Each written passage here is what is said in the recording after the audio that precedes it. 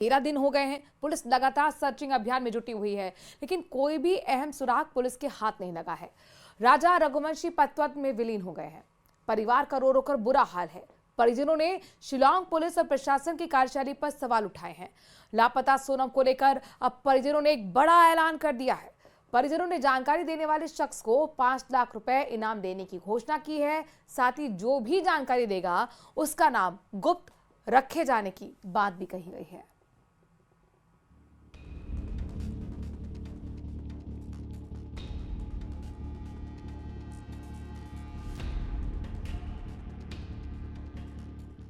राजा रघुवंशी का अंतिम संस्कार हो गया है, लेकिन पत्नी सोनम अभी भी लापता है। 13 दिन बीत गए हैं, अब तक सोनम का कोई सुराग नहीं है। शिलांग में सर्च अभियान जारी है। अब हनीमून ट्रैफिकिंग के आरोप लगाए जा रहे हैं। इस बीच राजा और सोनम का आखिरी सीसीटीवी सामने आया है।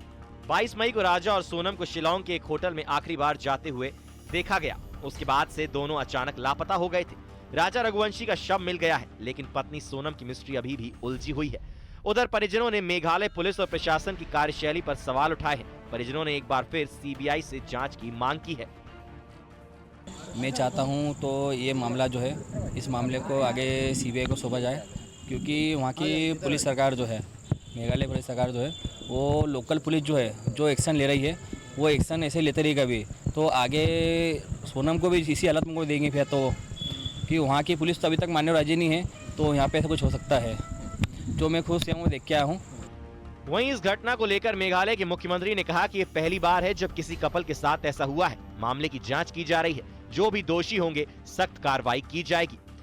But as I said, it's not something that is, that has been happening in Meghalaya. It's something that has been suddenly hit us. In fact, we also were very surprised by it.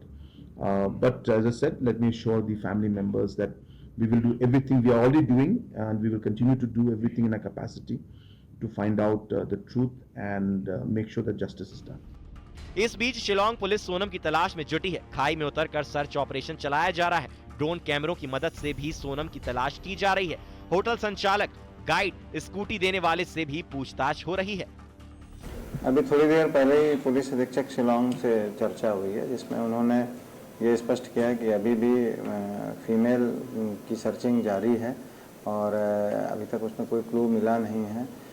एक bag मिला था, लेकिन उसको भी संभवतः परिजनों ने नकार दिया है और हो सकता है वो अभी उनका ना हो, और अभी भी उसमें सर्चिंग जारी है। मर्डर के जो केस रजिस्टर हुआ है उसमें भी अभी तक कोई क्लू नहीं मिला है। वहीं राजा के बड़े भाई ने कई तरह के आरोप लगाए हैं। उनका कहना है कि शिलांग में नए शादीशुदा जोड़ों के साथ लूटपाट की जाती है। सोनम को लेकर उन्होंने कहा कि सोनम को अगवा कर लिया गया है और वहां के लोकल लोगों को इसकी जानकारी है। सोनम कहाँ है? सवाल एक ही है, क्या हुआ होगा सोनम के साथ? अभी आप वहाँ लंबे समय तक सोनम को हमको जहाँ तक लगता है, वहाँ हम लोगों से जो पूछताछ करी हम लोगों ने थी वहाँ पे लोकल लोगों से, तो उनका कहने का मतलब यही है, तो यहाँ पे जो भी नए कपल आते हैं उसमें कोई लड़की उनको ऐसे लगती है तो लड़के को मार के देते हैं, वो लड़की को वहाँ से भेज देते हैं कहीं बाहर। अब ये तो वहाँ की लोकल सरकार को पता है, ये लोकल लोगों को ज़्यादा पता है। अगर उन लोगों से शक्ति के पास बता सकते कुछ भी नहीं है, क्योंकि प्रशासन खुद वहाँ पे शक्ति नहीं दिखा पा रहा है, तो हम लोग क्या कर सकते हैं। सवाल सिर्फ एक है और वो है सोनम कहाँ है। 13 दिन गुजर गए हैं, लेकिन अब तक पुलिस को सोनम का कोई सुराग नहीं मिला है। ऐसे में सवाल और भी गंभीर हो जाते हैं।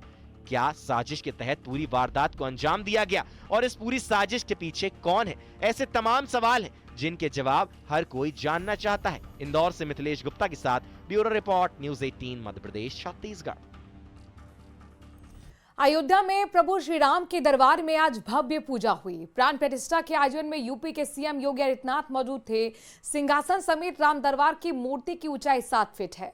राम दरबार में सिंहासन करीब 3.5 फीट ऊंचा है, जबकि सीता राम का विग्रह 4.5 फुट ऊंचा है। राम दरबार में प्रभु श्री राम, माता सीता और उनके बगल में लक्ष्मण और शत्रुघ्न के अलावा राम भक्त हनुमान और भरत दिख रहे हैं।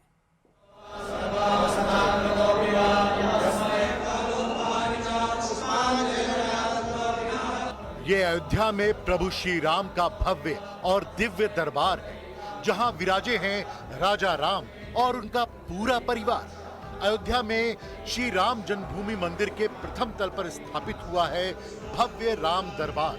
और इसकी महिमा सिर्फ धार्मिक नहीं बल्कि स्थापत्य के नजरिए से भी अतुलनीय है। राम दरबार का निर्माण जिस संगमरमर के पत्थर से हुआ है वो न केवल मजबूती में अद्वितीय है बल्कि उसमें जो चमक और दीप्ति है वो सदियों तक धूमिल नहीं होगी। 40 साल पुराने संगमरमर के पत्थर पर राम दरबार की मूर्ति गढ़ी गई है। इस पत्थर की खासियत यह है कि इसे जितना धोया जाएगा, स्नान कराया जाएगा, उतना ही इसकी चमक बढ़ेगी। सिंहासन समेत राम दरबार के मूर्ति की ऊंचाई कुल 7 फीट है। हनुमान जी और भरत जी की मूर्ति बैठी मुद्रा में है जिसकी ऊंचाई 2.5 फीट है। लक्ष्मण जी और शत्रुघ्न जी की मूर्ति खड़ी मुद्रा में है, उनकी ऊंचाई 3-3 फीट है।